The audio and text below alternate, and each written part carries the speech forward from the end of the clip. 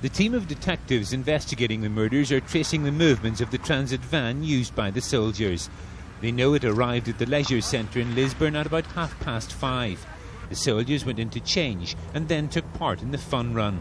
There were thousands of people, 4,000 and more attended the actual fun run and marathon, and there were about 2,000 spectators. Coming up to the time of 9 p.m, there were, I would estimate, about 1,000 to 2,000 people in the vicinity of the leisure centre. Devices which terrorists have used often in the past. Magnets of this type, about the size of a shoebox, have been found in recent terrorist arms hauls, north and south of the border. They ensure that the bomb can be attached quickly, and with so many people carrying sports holdalls around the leisure centre, the bomb could have been disguised easily.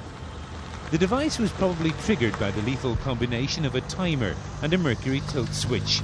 Once the bomb is armed, the timer begins. When it finishes its predetermined time, the mercury tilt switch will detonate the explosives once the vehicle is moved. It's almost certain that while the soldiers were driving out of the leisure centre car park, the timer was ticking away its last few seconds. Half a mile on, the result was horrific. And it's in that debris that more answers may be found. Forensic scientists are now doing a minute search of all the fragments recovered from the scene of the explosion. Their findings will establish just how the bomb was detonated and possibly when it was attached to the van.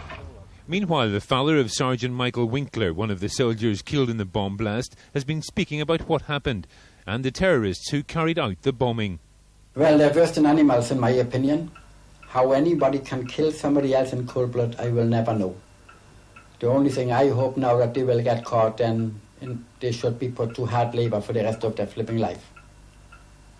Michael had been in the army for 15 years. He obviously made a career out of it. Yes, Michael's life was the army, and to keep fit. That was all Michael was interested in.